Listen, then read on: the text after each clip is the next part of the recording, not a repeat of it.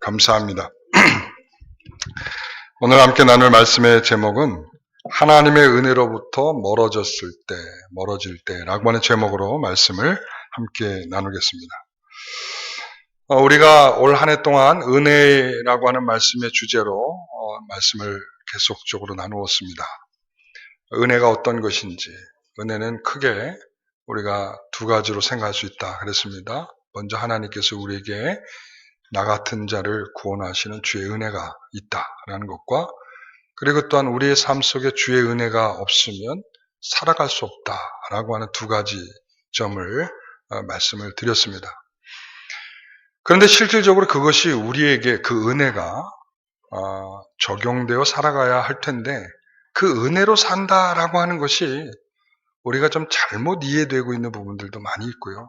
실질적으로 은혜로 산다라고 하는 것은 그 은혜의 깊이 속에 우리가 충분히 무슨 의도와 무슨 뜻이 하나님께 있는지를 물으면서 그 뜻을 따라 살려고 애를 쓰는 마음의 자세들이 나오게 되어 있습니다. 그러니까 우리가 하나님의 은혜로부터 멀어졌다 할 때 우리는 다 알고 있습니다.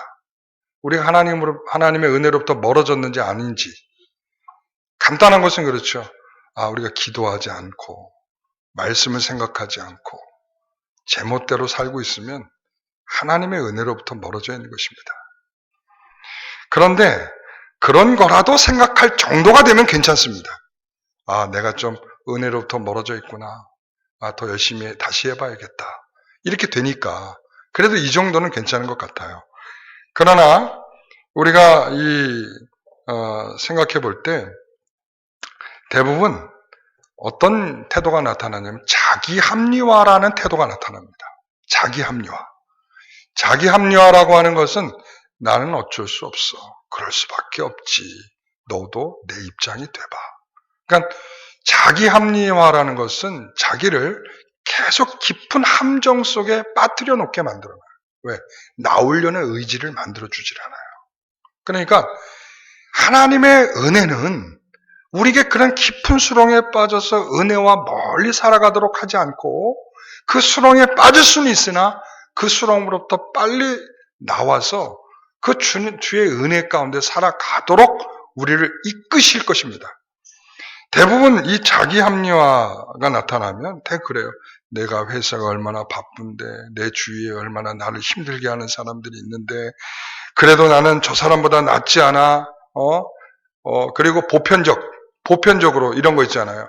대부분 다 사람들이 안 지키잖아. 이럴 때, 그래서 우리가 교통법규를 어기고서 쭈르르륵 이렇게 왜 있잖아요. 이 교통경찰이 이렇게 딱 잡을 때가 있잖아요. 근데 맨 앞에 있는 사람은 못 잡고 그냥 씩 가버리고 두 번째, 세 번째 사람만 잡혔어. 그러면은 이제 맨 처음에는 봐주세요. 좀 이러다가 나중에 이제 안 봐준다 그러면 화가 나죠. 화가 나서 뭐라 그러냐면 저 사람은 봐주고 왜 나만 잡냐 이거지. 근데 이게 이제 논점이 잘못된 거예요. 왜냐하면 내가 법규를 어겼으면 저 사람이 그냥 갔던 안 갔던 내가 잘못한 게 초점이 돼야 되죠. 그런데 교회에서도 마찬가지예요. 모든 사람들이 잘못된 길을 가고 있는데 거기에 대한 문제의식이 없어요. 왜냐하면 다른 사람들 다 그렇게 하는데 나라고 그렇게 안 할 수 있어? 이런 거죠. 여러분, 나 정도 되면 하나님도 다 이해하지 않겠는가? 이런 생각하지 않습니까? 하나님 그래도 나라면 다 이해하지 않겠어? 여러분, 그래도 나는 예전에 열심히 했던 사람이 아닌가?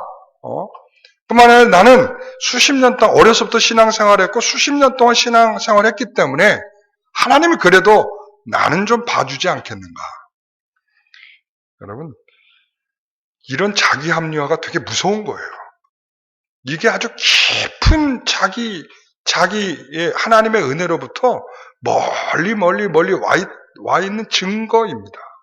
여러분, 절대 하나님 앞에 자기가 부족함이 느낄 때 자기 부족함을 하나님께 헤아려 달라고 기도를 하거나 용서를 구하거나 내가 더 잘하겠습니다로 나아가야지, 나는 그럴 수밖에 없다라든지 그래도 난 저 사람보다 낫다라든지 이런 태도가 돼버리면 그것은 자기 합리화입니다. 여러분, 그래서 이런 것들이 있잖아요. 예전에 과외비를 벌기 위해서 나갔던 주부들이 이제 돈벌이가 별로 되지 않으니까 돈이 좀 더 되는 이제 뭐 노래방 도우미가 됐다. 예전 그런 기사가 있더라고요. 그러면서 그들이 하는 말, 아니 아이들의 과외비를 위해서 내가 한 거지, 내가 뭐 다른 의도로 한 건가? 아이들의 과외비를 위해서라면 무엇을 해서라도 돈을 많이만 벌 수 있다면 된 거 아닌가? 여러분, 이게 바로 자기 합리화죠. 예. 여러분, 그래서 우리는 그런 함정에 빠져 있지 않는지 보셔야 됩니다. 여러분, 많은 사람들이 이런 가운데 놓여 있습니다. 저 어렸을 때 저는 새총을 가지고 많이 놀았습니다. 여러분 새총 아시죠? 노란 고무줄로 해서 만들었던 새총이 기억이 나는데요. 그것 말고 더 전 근대적인 방식으로 새를 잡는 게 있습니다. 바구니 있잖아요, 바구니. 바구니를 한쪽에 나무를 이렇게 걸어놓고, 그리고 거기에 줄을 매달아가지고 쫙 줄을 길게 하고서 하루 종일 거기서 기다리고 있는 겁니다. 새가 날아올 때까지. 거기에다가 새들이 좋아할 만한 먹이를 그 안에 바구니 안에다가 집어넣어놓고. 그런데 제가 새가 잡히는 걸 봤어요. 그러니까 새가 맨 처음에는 이렇게 탁 날아와가지고는 거기에 앉아서 맨 처음에 쑥 들어가지 않아요. 처음부터 들어가는 새들은 없더라고요. 그 앞에서 경계하듯이 고개를 이렇게 좌우로 돌리듯이 막 보고 조금 들어갈까 말까 망설이다가 그리고는 이 고 안으로 들어가더라고요. 그때 쭉 잡아당기면은 그 바구니 안으로 쏙 새가 잡히게 되죠. 이게 바로 저는 이런 생각이 들어요. 이 새는 하늘을 활활 날아다닐 수 있는 새 아니겠어요?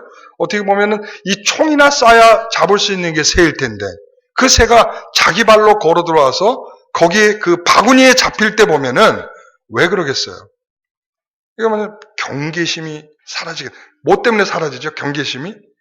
그 안에 들어있는 먹이 때문에 자기의 경계심이 순간 무너지게 돼요. 그러니까 여기 저 먹이를 먹으러 들어가야 되겠다 하는 순간 잡히게 되는 거죠. 여러분, 바로 우리에게도 마찬가지입니다. 생각의 경계가 무너지면, 우리도 금방 그런 꼴이 돼버리고 맙니다. 여러분, 생각의 경계가 무너지면 그 생각의 경계를 타고 뭐가 들어오는지 아십니까? 죄가 들어오고 그리고 탐욕이 들어오는 것입니다. 그 대표적으로 성경에 나타나는 예가 누굽니까? 가룟 유다입니다. 가룟 유다. 팔 생각이 생기고, 그러니까 먼저 이 사단이 하는 일이 뭐냐면 팔 생각을 넣어주는 거예요. 그리고 행동하게 만들어요. 여러분 생각해 보세요. 3년 동안이나 예수의 그늘에서 그들이 먹고 마시며 그 말씀을 듣고 진기한 기적과 이적을 보았습니다. 여러분, 사람의 몸으로 물을 걷고 있는 예수를 보았습니다. 그럼에도 불구하고 그 선생된 예수님을 팔았단 말이죠. 이 팔았다는 게 정상적인 게 아니에요. 여러분들도 어떻게 그럴 수 있겠냐고 얘기하겠지만, 생각이 들어오면 그 생각 때문에 그 생각의 경계가 무너지는 순간, 그 순간 뭐가 들어오냐면 죄가 들어오기 시작을 하는 거예요. 그리고 탐욕이 들어와서 자기도 모르게 그 예수를 팔아버리는 그 엄청난 일이 벌어지는 거예요. 그리고 정신을 차리고 보니까 자기가 예수를 팔은 거예요. 여러분, 이게 우리의 삶이어서는 안 됩니다. 오늘 이 말씀의 배경이 바로 그런 것입니다. 이 말씀의 배경은 바벨론에 의해서 이스라엘이 멸망하게 될 것을 말씀하고 있습니다. 그런데 그들이 왜 멸망하는가 하면 바로 이 이유 때문에 그렇습니다. 그들이 생각이 느슨해지면서 그 생각이 느슨해진 그 사이로 죄가 들어오고 탐욕이 들어와서 우상을 숭배하고, 우상을 숭배하다가 결과적으로는 하나님을 배신하고, 그래서 그들이 가져온 징벌이 바로 뭐냐? 바벨론을 통한 멸망이었습니다. 여러분, 오늘 그들에게 나타났던 증상을 오늘 본문에서 3가지로 이렇게 말합니다. 하나님의 은혜가 멀어지게 되었을 때 그들에게 나타나는 증상 3가지. 몇 가지요? 3가지. 이들은 멸망했던 대표적인 성도들이었습니다. 안타까운 것은 멸망했던 성도. 자, 첫 번째는 이겁니다. 30절, 31절을 다시 한번 31절 중반까지만 읽겠습니다. 인자야 내 민족이 담 곁에서와 진문에서 너에 대하여 말하여 각각 그 형제와 더불어 말하여 이르기를 자 가서 여호와께로부터 무슨 말씀이 나오는가를 들어보자 하고 백성이 모이는 것 같이 내게 나오며 내 백성처럼 내 앞에 앉아서 내 말을 들으나 그대로 행하지 아니하니. 자 여기서 보면 이렇습니다. 하나님의 백성처럼 나온다는 거예요. 하나님의 백성이 아니고 하나님의 백성처럼 나온다. 하나님의 백성처럼. 저는 이 말씀을 가지고 여러분들에게 이런 질문을 드리겠습니다. 먼저 하나님의 말씀을 듣는 것처럼 그 말씀에 순종하고 있습니까? 이렇게 묻고 싶어요. 이 본문의 말씀이 그거예요. 정말 하나님의 말씀을 듣는 것처럼 순종하고 있습니까? 여러분 여기에서 등장하는 첫 번째 이 사람들은 이렇습니다. 지금 하나님께서 설명해 주는 거예요. 하나님께서 에스겔에게 자, 네 말씀을 들으러 사람들이 나올 거야. 그런데 한번 가보자. 자, 하나님 말씀 한번 들어보자. 어떻게 하는지 들어볼까? 무슨 말씀입니까? 들어볼까? 하나님이 백성인 것처럼 나올 거야. 그러나 절대로 그 말씀에 따라 행하지 않아. 여러분, 하나님 말씀에 따라 행하지 않으려는 악한 의도를 가지고 앉아있는 거, 여러분 이것이 하나님의 은혜로부터 멀리 떨어져 있다는 증거입니다. 하나님의 말씀이 아무리 던져져도 내가 그대로 살고 싶은 생각이 없어요. 왜? 내가 이미 정해놓은 생각이 있는데 내가 살려는 방식이 있는데 내가 좋아하는 게 있는데 하나님이 뭐라고 해도 내 마음대로 사는 거지. 여러분, 저는 한 성도와 이번 주에 대화를 하면서 그런 이야기를 하시더라고요. 저는 50이 넘었지만 누군가가 지적해주면 저는 그대로 바꿀 마음이 있습니다. 굉장히 좋은 태도인 것 같아요. 여러분 제가 전에 그런 말씀 드린 적 있죠? 다윗은 시므이가 하는 저주를 통해서도 하나님의 음성인 줄 들었다. 제가 말씀 드렸었죠? 시므이가 저주를 해요. 저주라는 소리를 들었는데 그것이 어떻게 하나님의 음성으로 들릴 수 있겠습니까? 확 갖다 죽여버렸어야지. 그런데 옆에 있는 군대 장관은 죽이려고 할 때에 이 다윗은 마음이 감동이 되는 거예요. 저 말이 하나님이 하시는 말씀인 줄 어떻게 알겠느냐? 내버려 두라는 거죠. 여러분, 우리 주변에 있는 어린아이가 하는 말도 여러분 허투루 듣지 마세요. 그것이 바른 말이라고 하면 하나님의 음성인 줄 아셔야 돼요. 여러분. 그리고 여러분 하나님의 말씀이 지금 강단으로부터 들려지면 그것이 하나님의 말씀인 줄 알아야 돼요. 하나님의 말씀인 줄 알아요. 그래야 이런 잘못된 결과가 오지 않는 거예요. 여러분, 하나님께서 사랑하시는 자는 분명히 그렇습니다. 하나님의 말씀을 듣고 순종하려는 자입니다. 오늘 우리는 분명히 알 수 있어요. 그래서 시편 119편 1절에 보게 되면 이렇게 말하죠. 여호와의 율법을 따라 행하는 자들은 복이 있다. 이렇게 말하죠. 여러분, 여호와의 율법을 따라 행하는 자는 뭐예요? 그 말씀을 지키는 자라는 것이죠. 여러분 하나님 말씀을 지키는 자를 하나님은 귀하게 보십니다. 그래서 신명기 사과는 굉장히 우리에게 중요한 역사적 관점을 우리에게 제시해 주는데 그 역사적 관점이 뭐냐 하면 그겁니다. 하나님 말씀을 순종하면 네가 나가도 복을 받고 들어와도 복을 받는다는 거예요. 반대로 하나님의 말씀을 듣지 않고 순종하지 않으면 나가도 저주를 받고 들어와도 저주를 받는다는 거예요. 여러분, 우리가 이렇게 하나님의 말씀을 듣는 태도가 어떠해야 함을 구약의 성도들로부터 수도 없이 하나님은 말씀하였지만 멸망하고 있는 성도들의 모습을 보니까 하나님의 말씀과 상관없이 비웃으면서 하나님 말씀이 들려지는 자리를 비웃으면서 나와서 하나님 말씀을 듣더라 이 말이죠. 이게 멸망하고 하나님의 은혜로부터 멀어져 있는 자들의 특징입니다. 여러분, 두 번째가 이제 오늘 제가 전달하는 메시지 중에 가장 중요한 메시지입니다. 그래서 두 번째가 제일 길어요. 자, 두 번째는 뭐냐면, 이겁니다. 두 번째 질문은 이거예요. 하나님을 향한 사랑이 삶으로 고백되고 있습니까? 자, 다시요. 하나님을 향한 사랑이 삶으로 고백되고 있습니까? 어려운 질문이죠. 시편 23편을 보게 되면 여호와는 나의 목자시니 되게 부족함이 없으리로다. 그런데 여호와를 목자인 줄 알아야 부족한 줄 없죠. 부족한 줄 모르죠. 만족하게 되죠.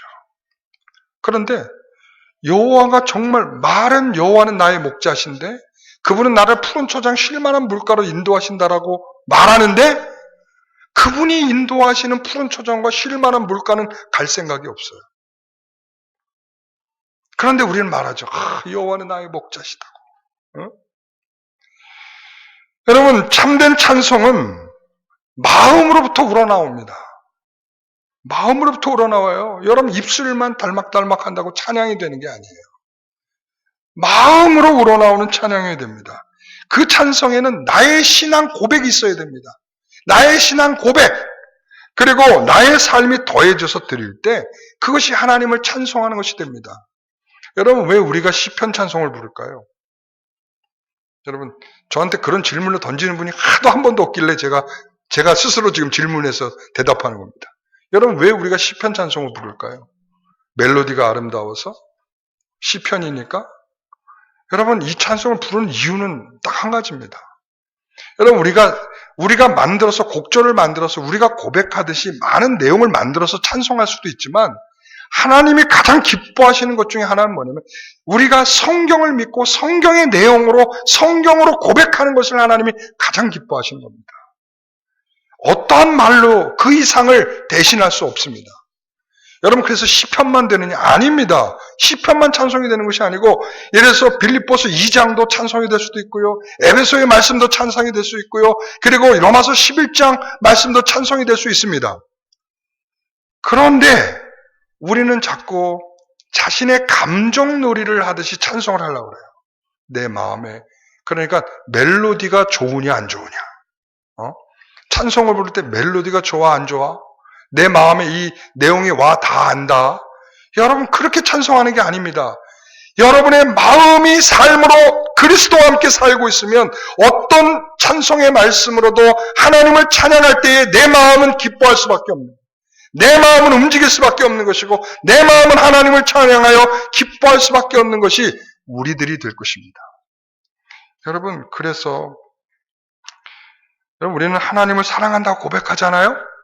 그런데 이렇게 말해요. 하나님 사랑합니다 라고 하는데 하나님, 그러나 저는 죄를 짓습니다.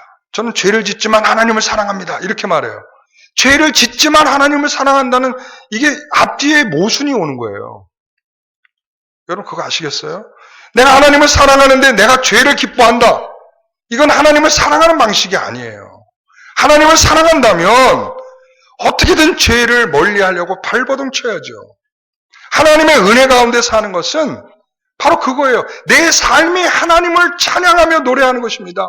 하나님을 기뻐함이 노래가 되어 찬송이 되는 것처럼 하나님 앞에 살아가는 것이 진정한 찬송으로 고백될 때, 그것이 진정한 하나님의 은혜 가운데 사는 것입니다. 여러분, 그래서 마음 깊은 곳으로부터 나온 것이라면, 그것이 진실한 찬송이라면 언제나 자신은 치열한 삶을 살도록 할 것입니다. 그래서 제가 오늘 그런 말씀을 드리는 거예요. 여러분, 생각이 태만하여 느슨해진 사람들은 하나님을 사랑한다라고 말하지만 그 죄로부터 벗어날 길이 없습니다. 오늘 본문을 보세요. 이 31절의 말씀이 제가 오늘 전하려는 가장 핵심적인 본문인데요. 31절의 중간 부분. 그 입으로는, 시작. 이는 그 입으로는 사랑을 나타내어도 마음으로는 이익을 따릅니다. 이게 바로 말은 사랑한다라고 말하는데 우리의 삶은 죄악으로 살아간다는 거예요. 하나님을 사랑한다고 말은 하는데 우리의 삶은 온통 내 이익으로 뒤덮여져 살아가고 있어요. 여러분, 하나님은 우리를 어떻게 사랑하셨죠? 예수께서 십자가의 죽으심으로 사랑하셨어요. 헌신하셨고요. 십자가의 죽으심으로 사랑하셨고, 그리고 부끄러움과 창피함을 견뎌내시고 채찍과 침뱉음까지도 그 모욕을 견뎌내시며 사랑하셨어요. 그런데 우리의 사랑은 내 이익을 기대하는 사랑이에요. 그래서 교회 공동체가 이상해지고 있어요.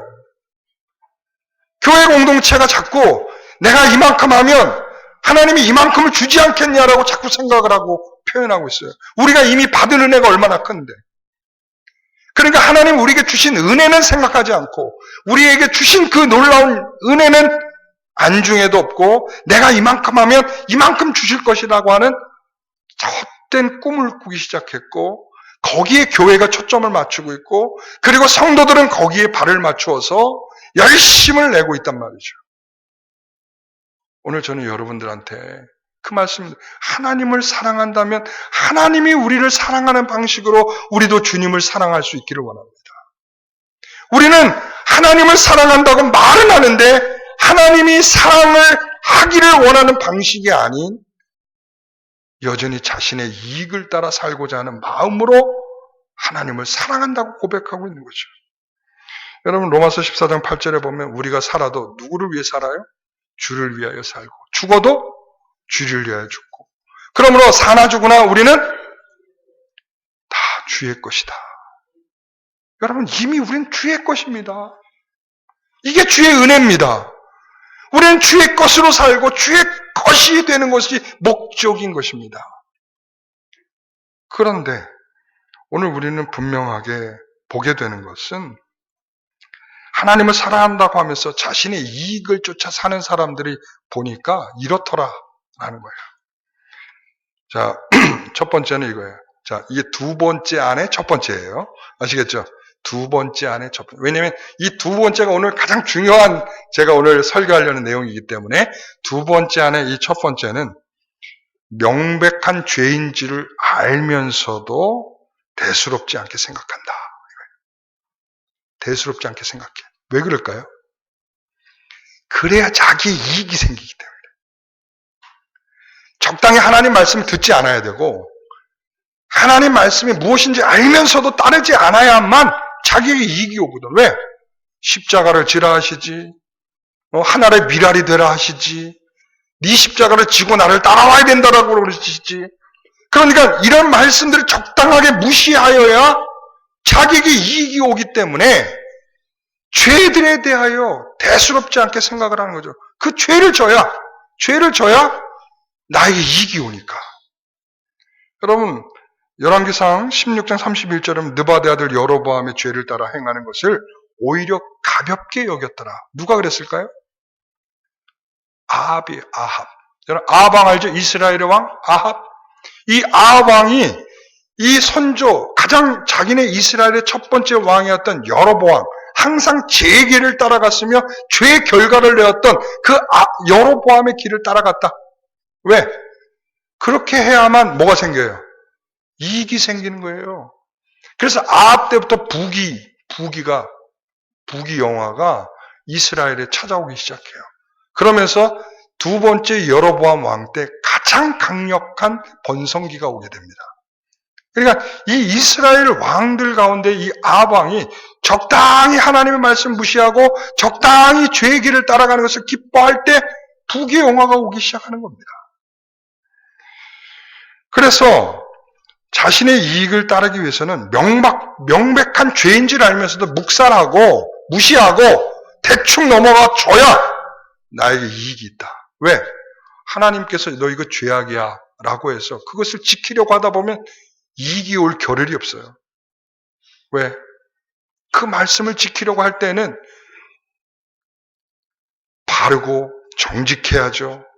그리고 손해봐야죠. 이런 것들이 성경에 계속적으로 명시되어 있기 때문에 이 이익을 따르려고 하다 보면 적당히 죄를 타협해야 가능한 일이다.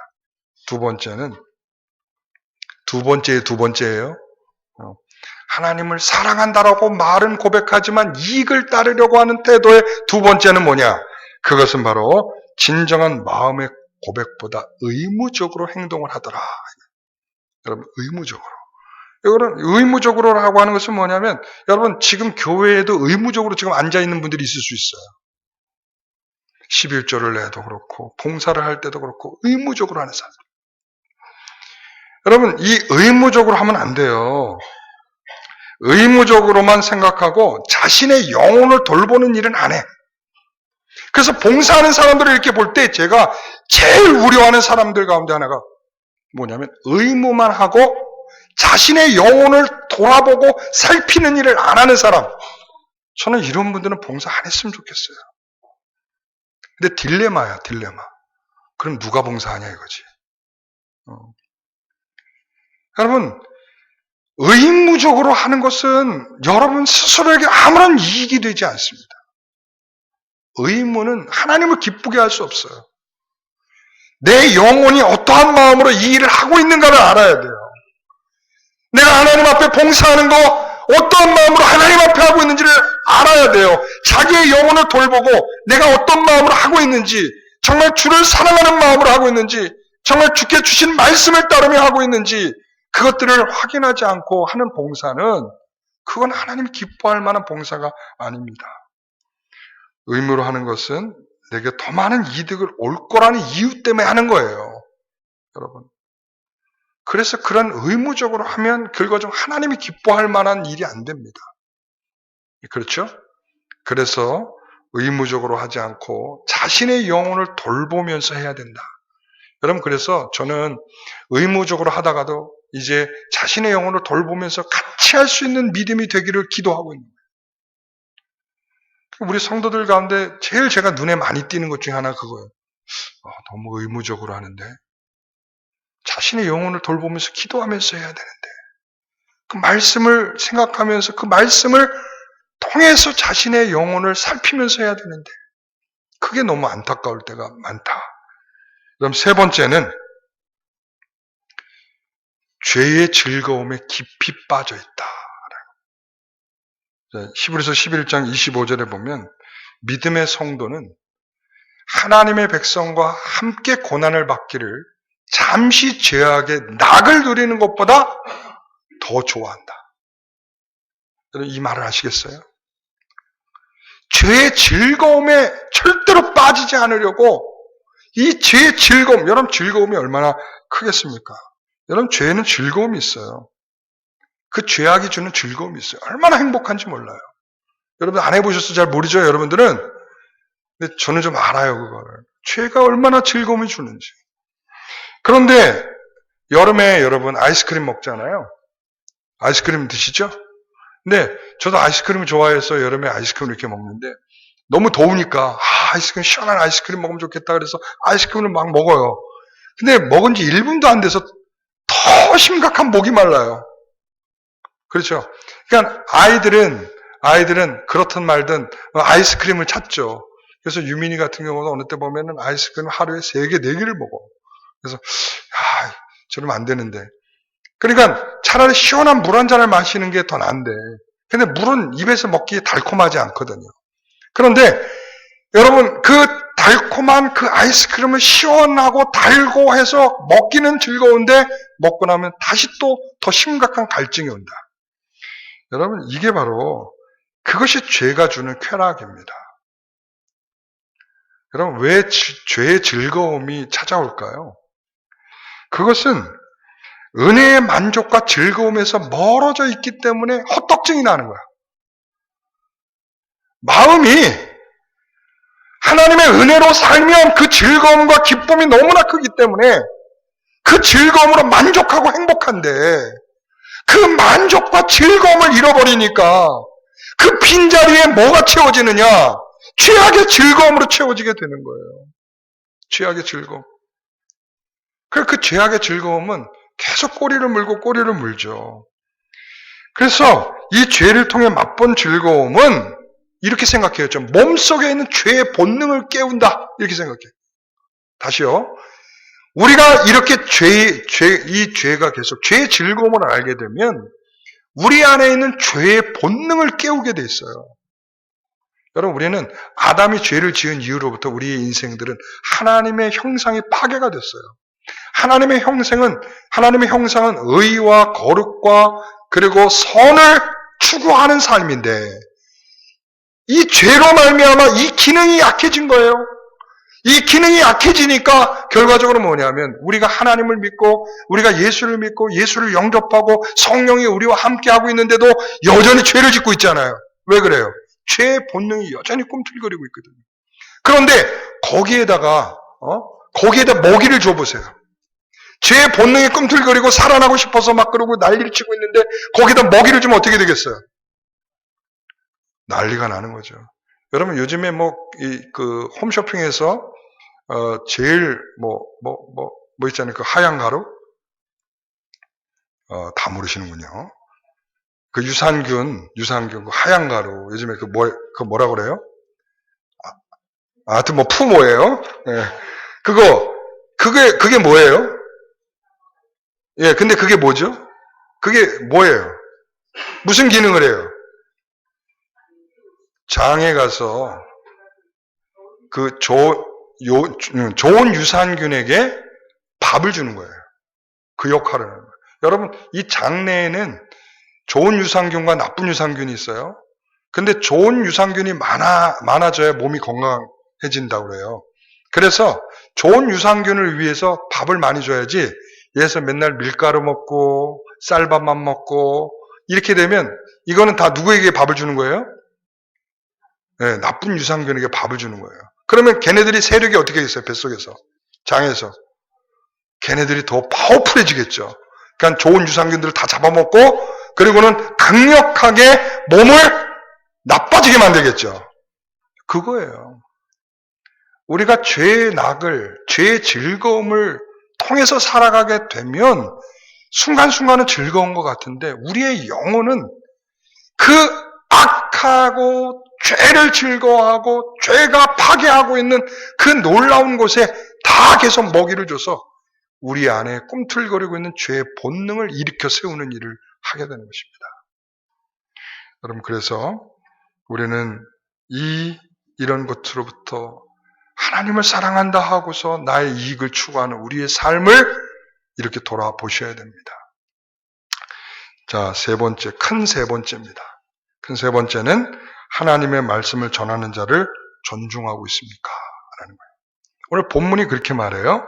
32절 같이 한번 읽어봅니다. 그들은 내가 고운 음성으로 사랑의 노래를 하며 음악을 잘하는 자 같이 여겼나니 내 말을 듣고도 행하지 아니하거니와. 뭐라고 그러냐면 지금 하나님의 말씀을 전하려고 하는 에스겔을 보러 나오는 사람들은 에스겔을 바라보면서 어떤 생각을 하면 이 딴따라를 보는 것처럼. 여러분, 그래서 우리가 그런 표현을 많이 써서 우리가 예배 보러 온다 그랬었잖아요. 예전에 예배 보러 온다. 여러분, 뭘 보러 오십니까? 예배를 보러 오십니까? 여러분, 예배를 드리러 오든지 예배를 하러 오든지 그런 표현은 두 가지가 딱 좋은 것 같아요. 예배를 드리거나 예배를 하러 온다. 그런데 예배를 보러 오다 보니까 성도들이 말이죠. 이게 뭐냐면 뭐에는 관심이 없고 뭐에만 관심이 많아져. 내가 이거는 우리 기독교적 용어가 아니기 때문에 제가 사용하지는 않겠어요. 그러니까 뭐에는 관심 없고 뭐에만 관심이 많아져요. 여러분, 그래서 목사님이 오늘 넥타이가 너무 이상하다. 오늘 목사님 헤어스타일이 영 꽝인데? 아니 양복을 입은 게 왜 저래? 그리고 뭐가 이렇게 저렇게 피곤했길래 다크서클이 여기까지 이렇게 내려왔어? 여러분, 아니 여러분들 그걸 왜 보고 있어야 되죠? 죄송합니다만은 제가 여러분에게 더 단정하게 더 잘하고 이렇게 나와야 여러분에게 시험에 들지 않도록 할 텐데, 그러나 제가 다 못 갖추고 나올 수도 있고 부족할 수도 있고 넥타이가 틀어져 있을 수도 있고 넥타이가 여러분들의 마음에 선호도에 다 마음에 들 수는 없잖아요. 그죠? 그렇죠? 어떤 사람은 오늘 넥타이 멋있는데 넥타이가 왜 이렇게 색깔이 저래? 그럴 수도 있잖아요. 여러분들의 기호도에 나는 다 맞출 수 있는 사람이 아니에요. 그렇죠? 그냥 여러분들 그거에 관심이 있으면 안 돼요. 여러분의 관심은 뭐예요? 하나님의 말씀이 지금 어떻게 목사의 스피커를 통해서 들려지고 있는지를 들으려고 애를 쓰셔야죠. 그런데 딴따라처럼 여기며 어디 한번 잘해봐, 어디 한번 즐겁게 해봐, 어디 한번 멋지게 노래 좀 해봐 라고 그런 생각들을 가지고 나와서 어떻게 하나님 말씀이 들리겠어요? 어떻게 선지자의 말이 들리겠어요? 더 무서운 말은 뭐냐면, 그런데 33절 뭐라고 그래요? 그 말이 응하리니. 뭐라고요? 그 말은 응하리니. 그들은 듣지도 않고 지키지도 않고 그들은 딴따라처럼 여기며 아무 생각 없이 나와 있는 그 말씀을 선지자가 선포하고 들려지는 그 말씀이 응하여져서 나중에 후회하게 만들겠다는 거예요. 옛날에 우리 선지자가 있었구나. 여러분 그렇지 않겠어요? 하나님께서는 너무나 우리를 사랑하고 계시는 것 같아. 어디에서 보면 알 수 있냐면 하나님께 선지자를 보내시는데 한 번만 보내지 않았다는 거야. 모든 시대 속에 다 보내고 있다는 거야. 예수님, 야 메시아 올 거야. 한 번만 딱 설명해주고 끝나면 될 일을 하나님께서 시대마다 선지자를 보내서, 그리고 타락한 시대가 되면요 더 많은 선지자를 몽창 보내. 그래가지고는 그 선지자를 통해서 예수를 자꾸 들려주고 그들의 죄악을 들려주고, 그래서 그들의 죄악 때문에 멸망하고 있다는 것을 알려주지만 귓등으로 듣지 않아. 저는 두려운 게 그거예요. 왜 그러잖아요. 우리가 뭔가 핑계를 댈 때 제일 좋아하는 말 중에 하나가 뭐죠? 몰랐어요. 나중에 그럴 거예요. 여기서 너 옛날에 너 이렇게 하나님이 하라고 했잖아. 몰랐어요. 너 내가 증거 대줄까? 2019년 11월 24일 노영원 목사가 너희들을 통해서 들려줬던 말씀 기억 안 나? 여러분, 이게 저에게도 두려운 일이에요. 야, 너는 설교를 하고도 너는 그것을 우습게 여기고 제대로 지키지 않고 너 그랬으면 너 어떻게, 넌 그게 도대체 제대로 된 거야? 하나님 얼마나 책망하시겠어요? 저도 마찬가지고 여러분들도 마찬가지예요. 여러분, 멸망하는 시대를 보니까 하나님의 말씀이 우습게 여겨지더라 이거예요. 여러분, 그래서 문제는 뭐냐면 목회자와 관계가, 설교자의 관계가 어떤지를 보셔야 돼요. 그게 중요한 단서 중에 하나예요. 설교하는 자와 관계가 뭔가 이상하다면 그건 여러분들이 그 사람의 관계성의 문제일 수도 있지만 상당한 문제는 여러분들이 그 말씀이 전달되어도 듣지 않는 마음의 태도 때문에 생겨지는 일일 수 있어요. 여러분, 갈라디아서 6장 6절에 뭐라고 표현하나요? 말씀을 받는 자는 말씀을 가르치는 자와 좋은 것을 함께하라 이렇게 얘기했어요. 여러분, 이게 목사를 잘 대우하라 이런 말이 아니에요. 말씀을 듣는 자와 말씀을 전하는 자는 서로 공동체이며 하나이며 하나의 마음이며 서로 좋은 것으로 서로 섬겨야 될 그런 대상들이라는 거예요. 그런데 설교하는 목사와 관계가 뭔가가 안 좋다면 그건 여러분들이 말씀으로부터의 문제가 심각하게 와 있다는 것을 아셔야 돼요. 여러분, 오늘 이 시간에 여러분 들려진 말씀들이 여러분에게 다시 한번 점검될 수 있는 말씀이 되기를 원합니다.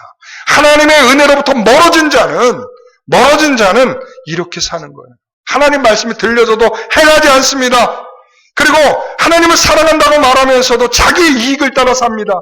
그리고 하나님 말씀이 선포하고 있는 이 말씀 선포자와 관계가 모호해집니다.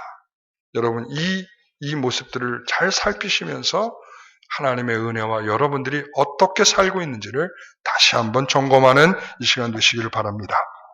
기도하겠습니다. 하나님 아버지 감사합니다. 이처럼 우리가 하나님의 말씀을 선포하고 그 선포된 말씀을 듣습니다. 하나님, 이 말씀들이 우리에게 뼈가 되고 살이 되고 말씀이 생기가 되어 우리의 영혼을 깨우며 우리의 영혼을 살아나게 하는 진실한 말씀이 되게 하옵소서. 하나님, 우리가 겸손하지 못하여 우리가 타락한 본성이 악을 따르며 죄를 기뻐하여 더 많은 것을 쾌락으로 추구하려는 이 마음들 때문에 하나님의 말씀들이 들려지지 않고 하나님의 말씀으로 살아가지 않고 하나님을 사랑한다고 하면서도 자신의 이익을 쫓아 사는 것이 어찌 하나님을 사랑하는 태도가 되겠는지, 아버지 하나님, 오늘날 이 시대를 살고 있는 우리들이 이 약함들을 돌아보게 하여 주시고 주님이 우리를 사랑한 방식으로 우리도 주님을 사랑할 수 있도록 우리의 마음을 인도하여 주시옵소서.